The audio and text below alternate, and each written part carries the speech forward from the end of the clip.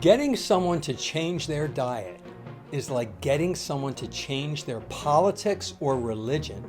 Seriously, those three things, diet, politics, and religion, they are very highly charged topics. People have a lot of opinions about those three. I'm John Laspina. I'm the Carnivore teacher here on YouTube, and I invite you to like and subscribe my videos if you're interested. So today we're going to talk about diet and how to talk to people. People you love, people you care about, family, friends. You're watching them getting unhealthy, becoming obese, having diseases, problems, they're being sick all the time. And you know that fixing their diet is going to heal them. It's going to help them dramatically. It really is. I'm an N=1 experiment on my own body. I have healed lower back pain, which I get no more. My chronic inflammation from seed oils and sugar is gone. I never have back problems anymore, and I'm using the word never anymore, the words. I used to have AFib. It is in remission. I used to have acne. It's gone. I used to have skin tags. They were always under my armpits for some reason. They disappeared. That's a sign of insulin resistance. I was a 36 waist going up to a 38 waist. One time I was past 38 and I was real depressed. I'm a 33, sometimes a 32 waist now.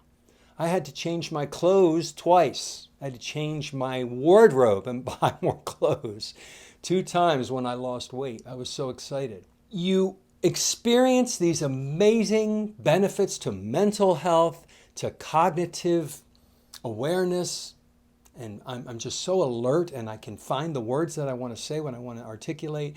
All of these wonderful benefits and many, many, many, many more happen when you clean up your diet.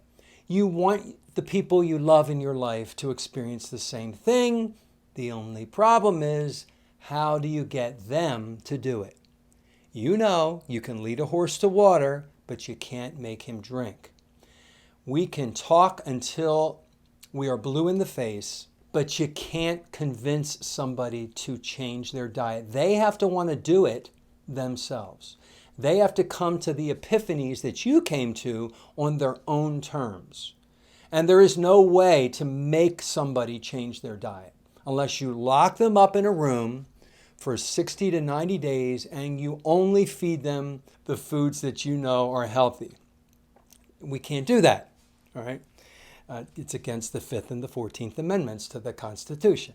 So what we do is, if someone asks me, there's my open door, then I talk away.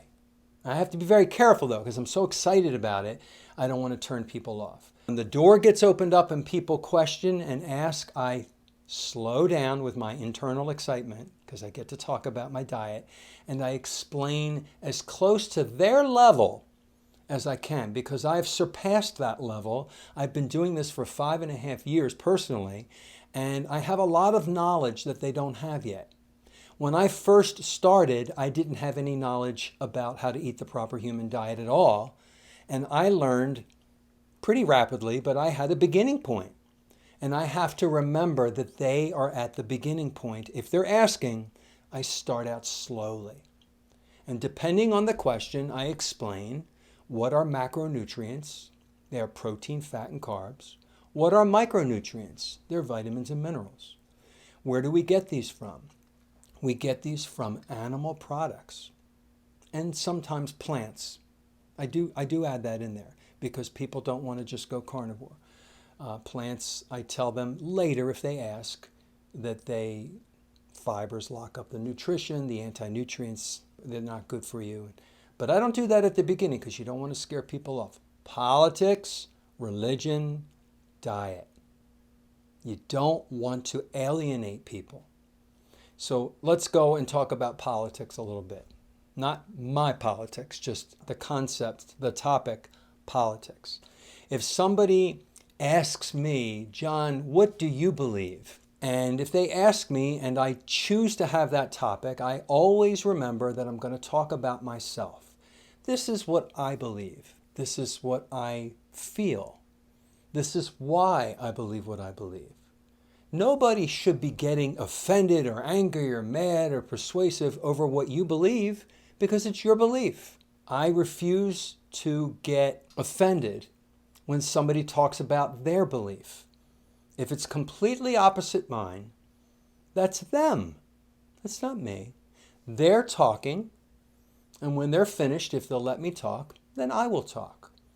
We tend to want to persuade the other person to think your way, and you know, you cannot make somebody believe something they don't believe. We just want to explain and persuade, and then the emotions get involved, and sometimes the anger emotions get involved, and politics, religion, and diet, those are the topics that happens. So with diet, I try to do the same thing. I talk about me. I can't go wrong if I tell you my story, my N=1, my experience, and how my life has improved and all the wonderful things that have happened to me. And they can listen to that, the other person, and choose to take whatever they want from it and think, walk away and think. Maybe they may say, I'm going to try something because I want to improve like this person improved, but they've got to find their own way. But then maybe they ask more questions. I always focus on how it has helped me. I do explain some facts like the macronutrients and the micronutrients and what facts are. What is fiber? What is glucose? What is fructose? What is lactose? What is galactose? All the definitions and the facts. That's the teacher in me. I want to teach things that are not charged. They're not opinions. They're just plain old facts that you can find in the dictionary or on Google in an encyclopedia. Facts. What is glucose? What is the glucose molecule? How does the body make glucose when we don't eat it? These aren't opinions. So I can share facts, and then I can share my opinion, but it's my opinion. And if they don't like it, if they get mad, if they get offended, that's them getting offended. I didn't make them offended. I'm just sharing my opinion.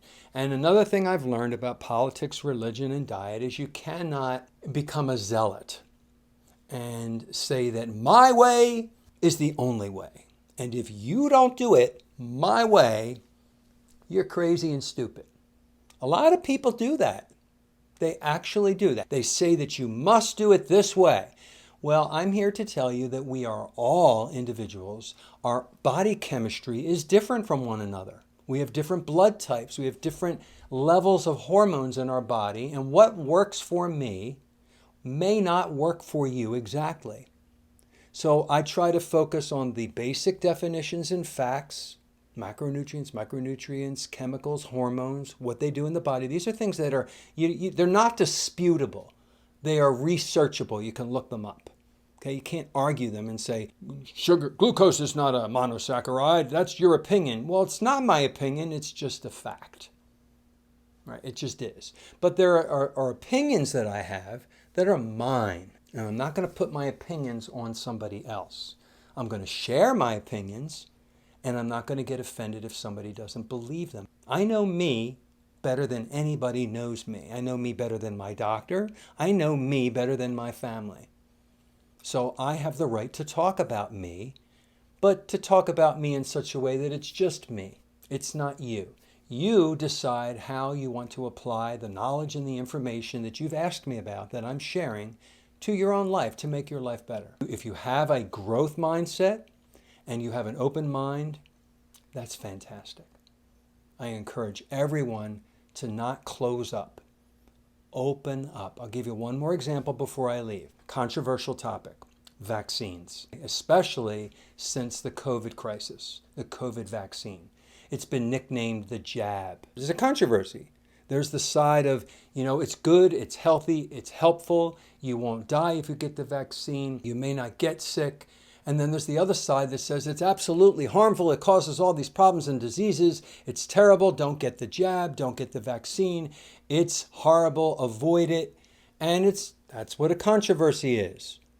Now, I am not going to share my opinion with you. I do have an opinion, but my opinion is malleable. It's changeable because I have a growth mindset. My mind is open. I'm listening to all of the information that the people I respect, the doctors I listen to on YouTube, and the articles I'm reading. I'm learning things I didn't know about. And so I am changing very slowly my belief system about that topic, vaccines. So I encourage you, my listener, to have a growth mindset and be a little malleable with your opinions. Don't be so fixed and fixated on your opinions about politics, religion, and diet. I mean, you're allowed to, but keep an open mind. Keep an open mind and never stop learning and never stop growing. And that's how we evolve. That's how we grow and change. You don't ever want to be a fixed, closed circuit where you think you know it all and nobody can get inside and change your mind about anything. That's my opinion about that topic. Ladies and gentlemen, if you like this content, click the thumbs up if you like the video, subscribe, and share if you want to hear more. Eat well so that you can look and feel well and become the optimized version of yourself. Have a wonderful day.